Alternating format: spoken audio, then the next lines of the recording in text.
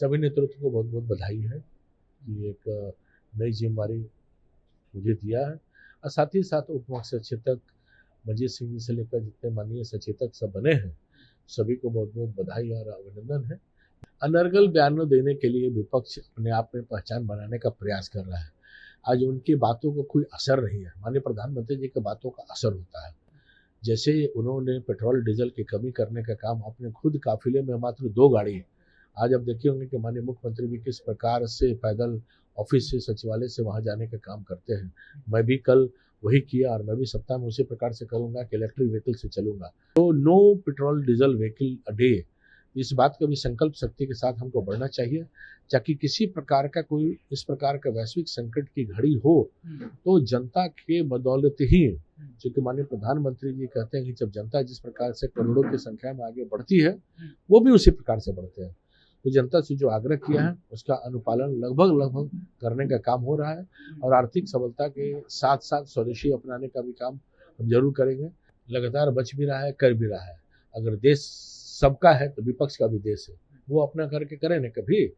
कल बिहार में मुख्य सचेतक की नियुक्ति हुई और कहे तो मुख्य सचेतक के रूप में संजीव चौरसिया जो है वो यानी सबसे पहले तो बधाई हो, मुख्य सचेतक बनाया गया है।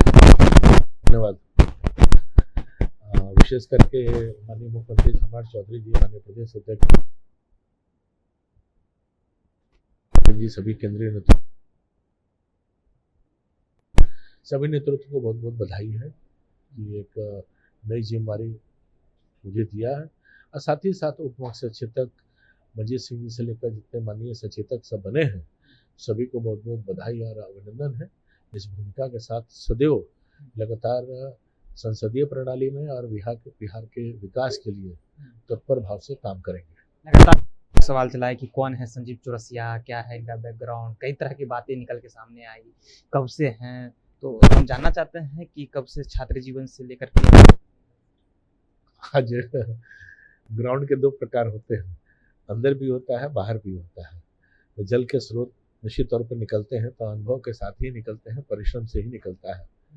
आज सब लोग जानते हैं कि सबसे बड़े छात्र आंदोलन का नेतृत्व हम करते रहे छात्र जीवन से, छात्र युवा संघर्ष वाहिनी से लेकर विद्यार्थी परिषद से लेकर और संघ के एक स्वयंसेवक के घटनायक से जीवन अपना शुरू करते हुए विद्यार्थी परिषद के अखिल भारतीय स्तर तक जाने के पश्चात युवा मोर्चा में भी राष्ट्रीय महामंत्री, प्रदेश अध्यक्ष, राष्ट्रीय उपाध्यक्ष के नाते भी, और फिर पार्टी के प्रदेश के 2 बार महामंत्री, उत्तर प्रदेश से राज्य के सप्रभारी, और 2022 का चुनाव जो हुआ उसमें अहम भूमिका निभाते हुए तो लगातार बिहार में सबसे ज़्यादा वोट से भी जीतने वाला अगर है तो दीघा विधानसभा जनता के आशीर्वाद से जीते हैं।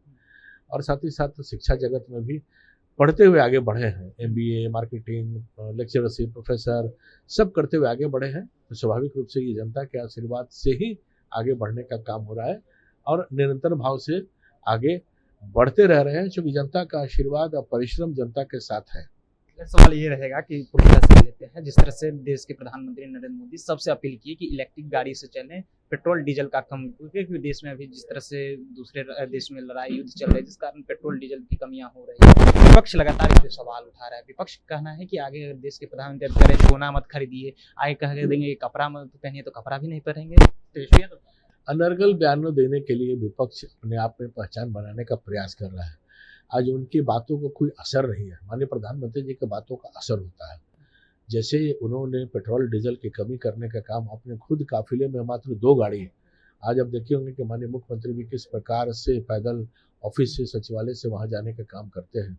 मैं भी कल वही किया और मैं भी सप्ताह में उसी प्रकार से करूँगा कि इलेक्ट्रिक व्हीकल से चलूँगा। कल तो मैं स्कूटी से ही पूरे क्षेत्र में भ्रमण किया, इलेक्ट्रिक व्हीकल से ही। तो no petrol diesel vehicle a day, इस बात का भी संकल्प शक्ति के साथ हमको बढ़ना चाहिए, ताकि किसी प्रकार का कोई इस प्रकार का वैश्विक संकट की घड़ी हो तो जनता के बदौलत ही, क्योंकि माननीय प्रधानमंत्री जी कहते हैं कि जब जनता जिस प्रकार से करोड़ों की संख्या में आगे बढ़ती है, वो भी उसी प्रकार से बढ़ते हैं।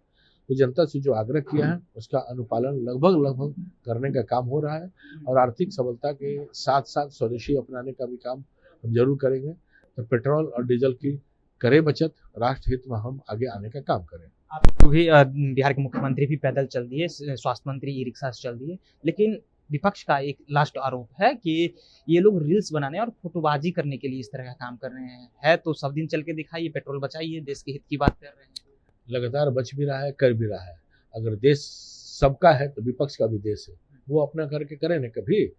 तो केवल श्रीमान तेजस्वी यादव गंगा पथ जो पूरी तरह से एनडीए के ही देन है, उसमें डांस करके रील बनाने का काम करेंगे तो वो प्रश्न उनसे पूछना चाहिए। तो रील में बिलीव किनका है? तो अपना जो जीवन का विल चलाना चाहते हैं बना के रील, इस बात को उनको समझना चाहिए। चलिए, तो रील कौन बनाते हैं? अटल पथ की बात इन्होंने जिक्र कर दी, किस तरह से मरीन ड्राइव पर तेजस्वी यादव एक समय में रील्स बनाते हुए नजर आ रहे हैं। देखिए, अब सत्ता पक्ष के सभी विधायक और मंत्रियों पर आरोप लगा रहे हैं कि वो लोग रील्स बनाने के लिए एक दिन नो व्हीकल डे बना रहे हैं। लेकिन हम संजीव चौरसिया से बातचीत कर रहे थे, इन्हें मुख्य सचेतक बनाया गया है। क्या कुछ कह रहे थे आपने सुना? आप अपनी राय नीचे कमेंट बॉक्स में रखिएगा। आप देख रहे थे जनता जंक्शन। बहुत बहुत